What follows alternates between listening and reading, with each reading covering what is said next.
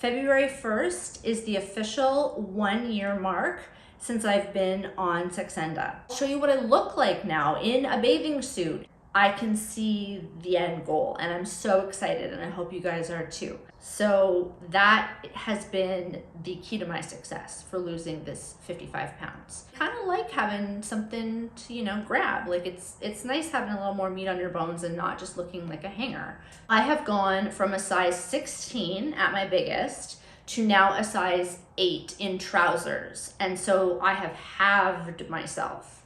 So there's still, muffin toppiness that I'm still hoping to lose. Hello, hi, how are you, and all of that good stuff. Welcome back to another video. This one is particularly exciting because February 1st is the official 1 year mark since I've been on Saxenda. So I've been on a weight loss journey for officially a whole year. And when I was at the beginning of it, I could not see the light at the end of the tunnel, and I am making incredible progress.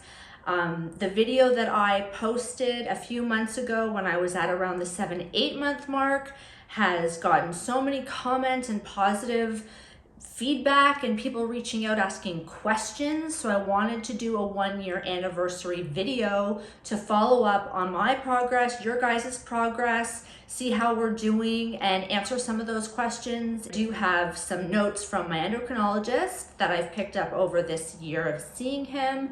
And there's a new drug possibly coming to Canada that he might switch me to, and that's a discussion for later in the video. But we're gonna touch on all things. I've had people ask questions about insurance coverage because it's in a very expensive drug. What I eat now that I'm on this, has it changed what I eat and things like that. And I'll show you what I look like now in a bathing suit and where I've lost the weight, where I haven't, what my goal weight is, how far I'm away from it, and all that good stuff. So let's dive in. Okay, I have my notes. I watched back my old video and I read through all the comments and questions, and I'm ready to go. So where am I now in terms of my weight loss journey? So I have lost in 1 year 55 pounds. I went from 193 to 138. So that's where I'm currently sitting, is at 138 pounds. It's not my goal weight yet. I don't know what I thought about a year, if I could achieve my goal weight in a year. You think you can achieve big things in a year, and I have, and you do. I guess I was hoping to reach my goal weight within a year, but as discussed in my last video, once the beginning weight comes off, the water weight, the puffiness, the bloating, and all of that comes off quite quickly, and you get down to the nitty gritty of, okay, this is the actual the fat on my body, and getting that weight off, it becomes a little harder and it slows down a bit. And the more you lose, the longer it takes to lose more. So, but we're not giving up. We're persevering, and we're gonna hopefully reach a goal weight of about, I'm hoping 120. So I've really only got 18 pounds to go. And to me, that's doable. Like, it's harder now, and maybe it's 1 pound a week and a half, 2 pounds every 2 weeks, but I can see the end goal, and I'm so excited, and I hope you guys are too. But before that, we've got some research and questions to get to. So, okay.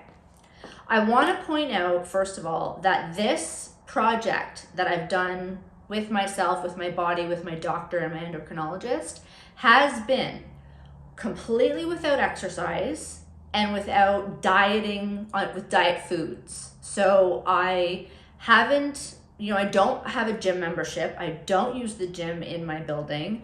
I go on maybe 3 to 4 times a week. I go on daily walks when the weather is nice, but I don't power walk and try to, get my steps in. I just meander through my little NCC forest trails, and I look at nature, and I enjoy it to get outside, get some fresh air, but I am in no means trying to shed weight through walking. It's more kind of like mental health walking and being outside and seeing the water.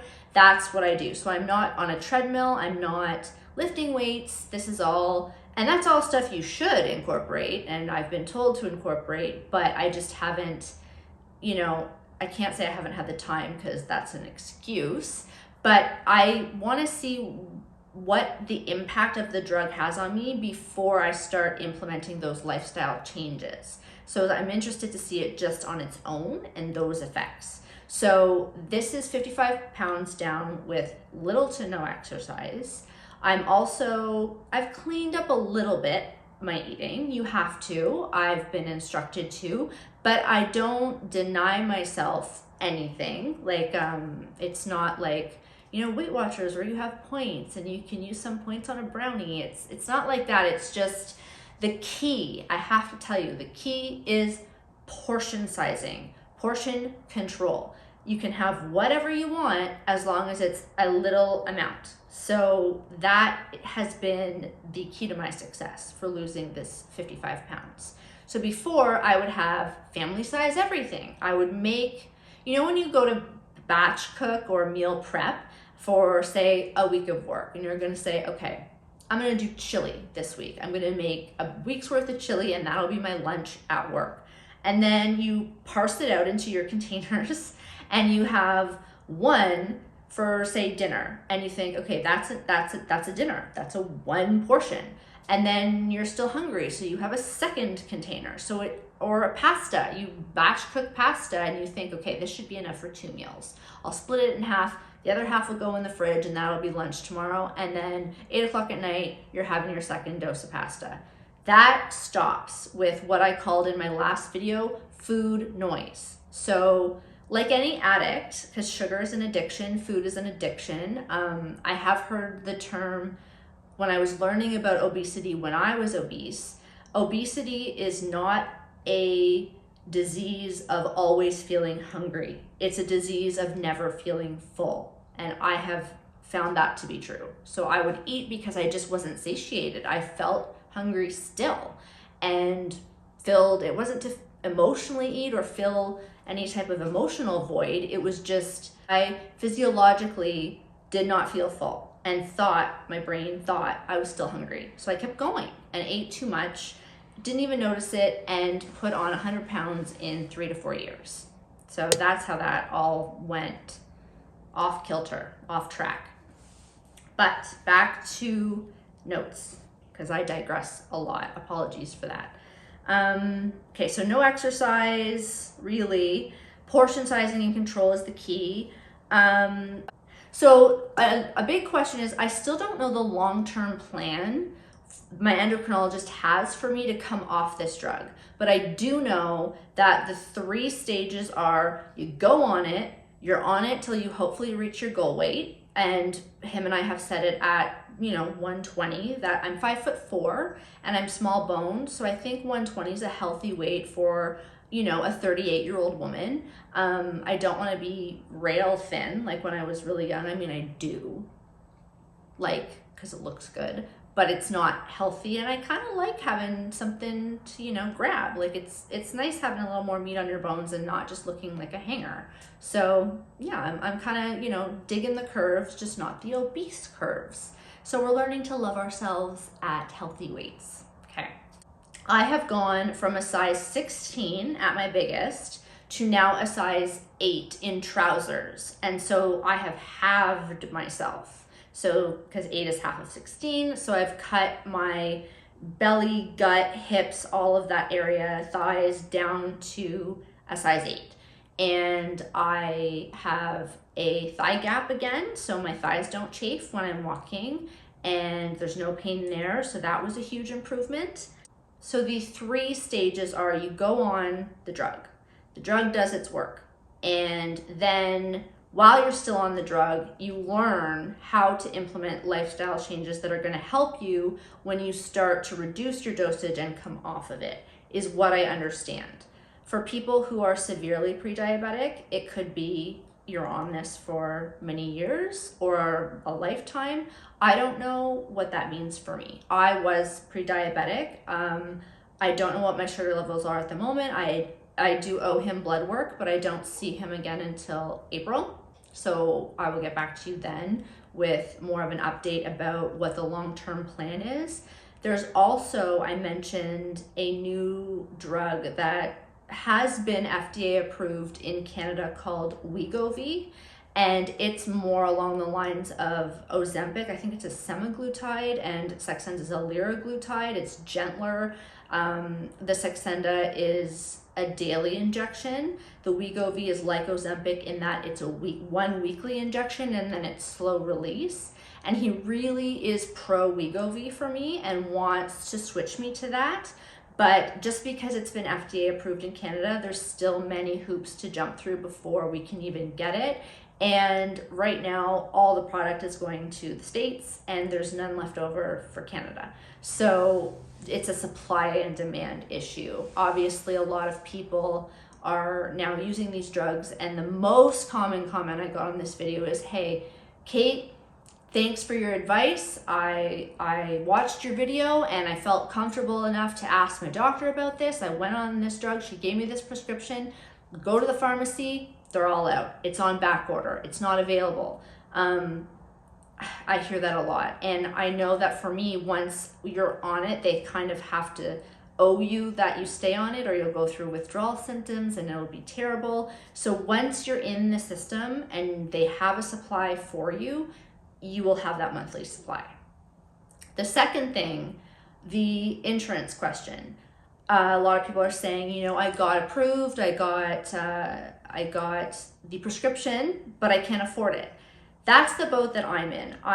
In Canada, if you're watching from the States or another country, you hear that we have universal health care. It means we can go to a hospital for free and we can go to our GP for free, and a lot of our, you know, drugs are covered. This big pharma has classified these drugs as a lifestyle drug, even though it's not, but they've done that to capitalize on the money that they're making from it. This is not covered in Canada by any means. It costs me $511 and some change to get this monthly. So every month I have to budget for that, and it's been really hard because I'm a receptionist who doesn't make a lot of money, and I work paycheck to paycheck, live paycheck to paycheck, and I've had to really go without a lot of things. Like I can't see, like a challenge, you're losing the weight so you need new clothes. I can't afford new clothes, and I'm all for like the oversized blazer boyfriend look, but to an extent, I don't want to look like like I'm drowning in my clothing. So it's been an issue. I'll show you guys when I show you the physical, what I look like, the makeup of what I look like now. Yesterday I got a pair of size 8 trousers. So I hopefully will be able to wear them for 2 or 3 months before I go down to a 6 or even a 4 would be my goal, is just 4. We're not going for like rail thin 0, size 2, size 0. A 4 would be nice, 4 to 6. So no insurance coverage. I don't have it either. So I've had to get familial help. You know, sometimes my parents will chip in because they're worried about the long-term health effects of being pre-diabetic. And I'm so grateful to them for that, because I wouldn't have been able to do it without their help. And I know many of you out there can't do it because you don't have help. And I don't take that lightly. I know how difficult it is and how anger-inducing it is that they have classified this as a lifestyle drug when it's really not. Because my best friend is a nurse, and she sees all of the older diabetic patients and all the illnesses that come from having diabetes and how negatively that affects their health later in life. So really, if this is a prevention drug, you're saving the healthcare system so much money down the line, but they're making money off us now. So we are the victims, but you know, you have to play their game, I guess, for now, until maybe things will change for the positive in the future. We can only hope. So yes, budgeting has been huge for me. I guess you could say part of the reason why I've lost some weight too is poverty.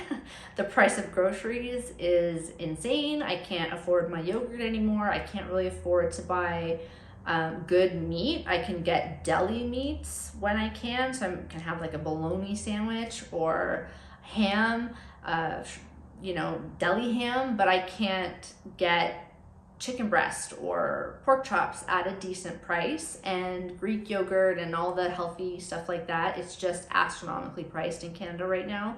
I've also heard in Australia, it's just, and I'm sure in the States, the prices are quite high also. You know, where the economy has gone bananas, and I don't know what they expect us to do, but my rent's through the roof, my bills are through the roof, and now I can't afford groceries. So I am eating less because I can only afford so many groceries.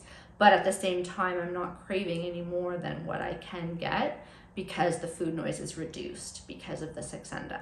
So let's talk about the side effects that I spoke about in the last video.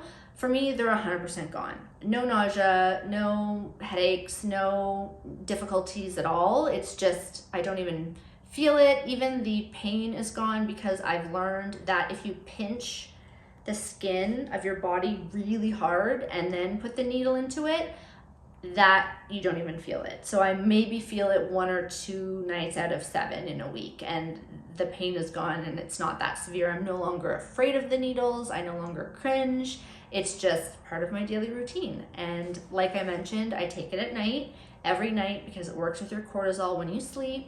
And you'll notice the biggest weight loss will be from, say, 8 o'clock at night to 8 o'clock in the morning. If you weigh yourself in the morning, that's when you'll see the weight drop the most. I mentioned in my last video that the Saxenda gave me an energy boost that combated the lethargy and got me off the couch and got me able to get back into my hobbies and do things. That is still the case. The more I lose, the more I have energy I have. I am thrilled about that. I lead an active lifestyle. I can play with my sister's kids, my niece and nephew. They're 5 and 2. They love to wrestle and build forts, and I can get down on the floor and play and pick them up and swing them around. And that's a joy that has returned to my life that was missing, that I really, really needed and fought for. Okay, so let's talk about how I've lost weight and where I've lost weight, because it hasn't been even keel. So the first place I started to notice losing weight was my face. And you'll notice now, that's the part that has returned completely. I got my jawline back. I have quite a square jaw, which I've always liked, my strong jaw. You know, I'm, you know, it's a feature I grew to like as I've kind of got more chiseled in my mid-20s to early 30s. I did like this aspect of myself, and that was gone with the double chin. So I'm glad that I have that back. I also, I don't know if you guys can see, I am wearing a bodysuit to try and show as much as I can. But my collarbone is also back. That's come back. So that was covered before with excess weight. And so it's a little more defined. I feel like I have a longer neck, look more elegant, more graceful. I've lost, like I said, the thigh gap is back. So I lost weight in my thighs, in my hips. Definitely the front gut went and has gone down, and it's flatter now. I still have, if I wear something too tight, a muffin top, because there's still 18 pounds to go until hopefully everything is just, you know, tucked in flat where it should be. However, I did mention this in my last video as well, and still a raging issue for me. I cannot lose weight in my breasts. Now, that being said, I should be grateful because I have gone down 1 cup size, maybe 2, and a band size. So I was a triple D cup and then a 40 band. I went to double D. I'm now kind of between a D and a double D and at a 36 band. So I'm still wearing the same bras. Like, I haven't lost enough breast weight to legitimize buying new bras, because they're expensive too, and we've got no money that we're working with here. So I've tightened the straps as far, like here you can adjust them. So I've just adjusted them so the cup size gets smaller, and then I'm on the, you know how you have 3 different prongs in a bra, I'm on the tightest one. So I've done that to make it work. Hopefully, I don't love having these giant boobs. I know there are my small breasted girlies out there who are like, what are you talking about? I would give anything for that. Take them, please. Happy to trade. They're so heavy They're so heavy, they do hurt my back. I get kind of just above my scapulas, I get pain from them. So especially as I get smaller in other areas, you feel the weight on your, you know, ribs and your top of your stomach and your diaphragm. And so I'm still hoping to get to a C. Even if I get to a C cup, that would be, I mean, ideally a B, but maybe wishful thinking on my part. So the breasts are still an issue, which, like I said, they're sacks of fat. It should be the first thing that goes because it's all just fat tissue. I don't get it. So hopefully that will progress because I know they must weigh like 15 pounds each. So that in and of itself is where all the weight is. A big side effect I mentioned last time was losing a lot of hair. Once I was losing weight really quickly and I wasn't getting the nutrients to my hair, my nails, into my body, the vitamins were low. My hair started coming out in clumps in the shower, like not just, you know, the little bits and strands that shed, it was clumps, like clumps.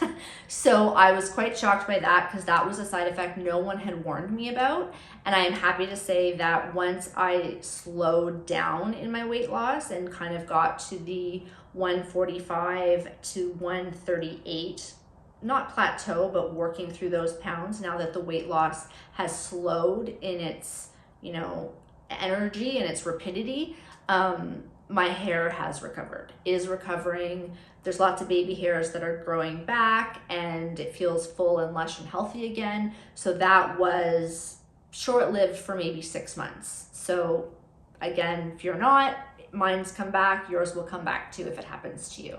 The body dysmorphia I mentioned about not your eyes and brain not matching what they see in the mirror, still a thing.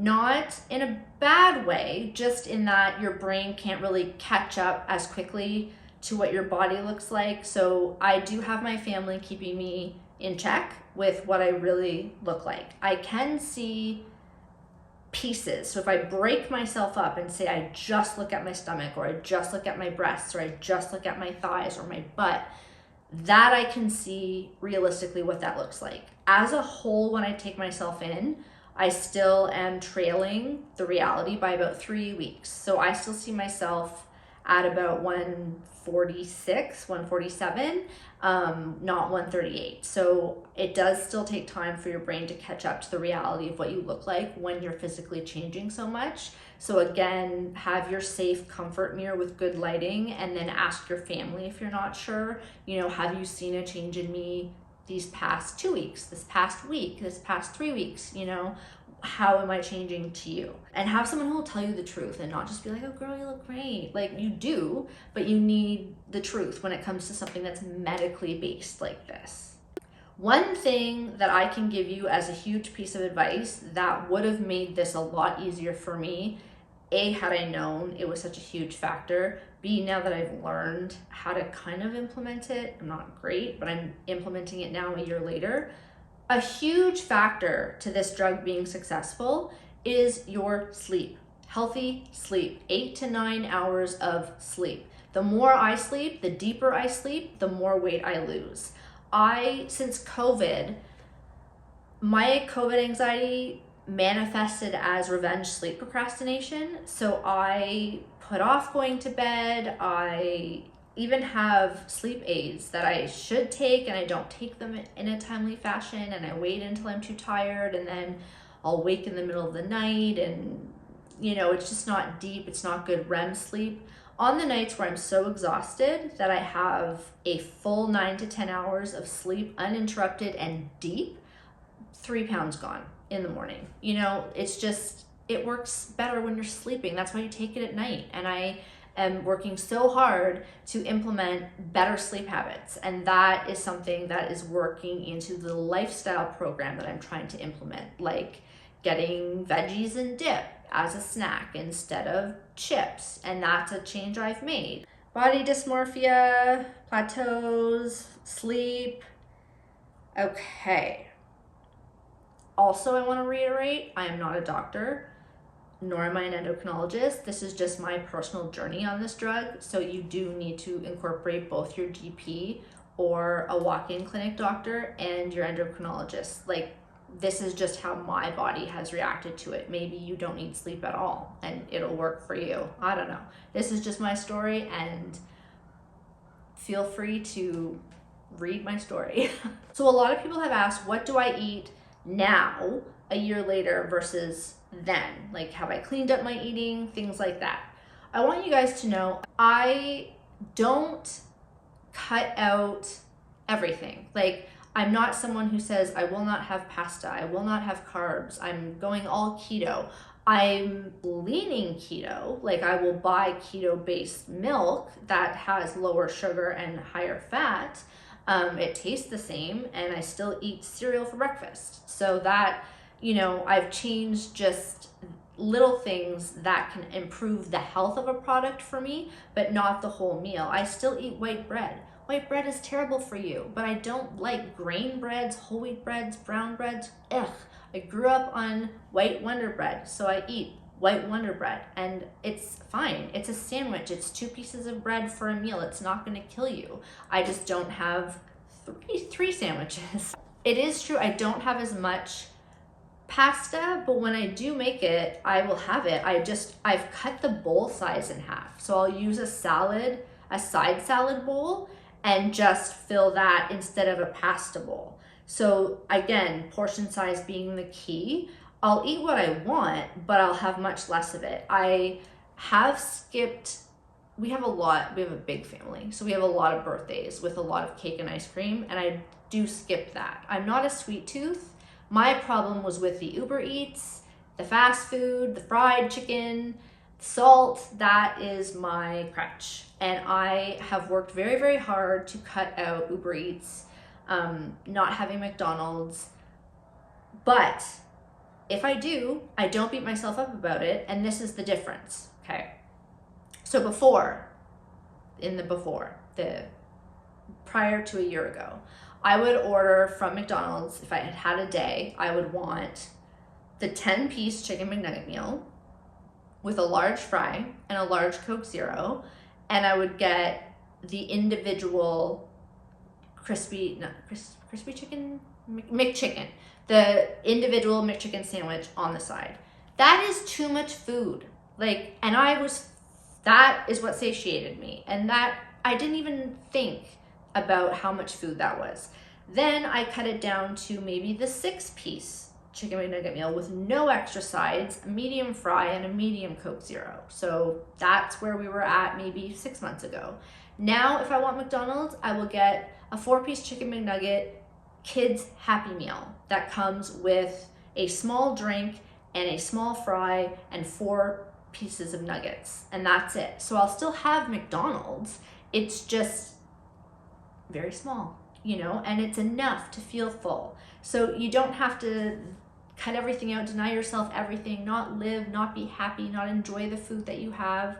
You know, if I go to a restaurant, I'll order an appetizer sized thing instead of a full dinner, because I don't want to be tempted to eat more than I can handle, because on the Saxenda, I've noticed if I overeat, if I do have too much, it does make me sick. And I don't like that feeling. So I have to be very conscious, eat slowly. I eat until I'm maybe 3/4 of the way full, because then when food expands in your belly, you get 100% full. So I will stop. You have to learn when to stop. That old adage that our parents, you know, barked at us, you know, clean your plate, eat everything to the last bite. It's not true. Eat until you're comfortably full, and then the food will expand and your belly will expand as you digest, and you'll be 100% full. Okay, I'm now gonna show you guys my physicality of what I look like. I'll show you guys in a bathing suit that shows my belly, but it's a t-shirt top because this is about as comfortable as I'll get with just the size of my breasts. It's not that kind of channel. So yes, I'm not gonna wear, I do have the goal of getting in a triangle string bikini, and I ordered one from Skims, and the bottoms fit great and look great, and you'll see them because I also got the t-shirt top that matches, but my breasts are still too big for the triangle top, and I don't want to be spilling out all over camera. But I'm just going to change the angle, and I'll show you my body. And you know, you can evaluate it, and I don't mind, and make comments, and it won't hurt me. So take your shots, or, you know, say nice things, whatever you prefer. Okay, it's a little bit tough for me because I don't have a camera that has a turnaround frame where I can see what you guys see. I film on my iPhone, so I can't tell if I'm in frame or not, but I'll recheck, and if I'm not, I'll reshoot. But this is me in the new trousers that I got from Aritzia yesterday. They're the agency trousers in gray, and this is me from the side. So as you can see, I mean, I've never had much of a butt, but it's flat, and it's always been flat, but it's still flat. But the stomach is still flat, but the boobs are still like porno boobs. It's ridiculous. But I still have some arm fat, but it's not as bad as it was. You can see kind of my longer neck and collarbone. I have a nice thigh gap that when I walk, it's, you know, comfortable. Let's come a little closer. I don't know if you can see there. My back, you can kind of see my bones a little bit better. The neck is thinner here.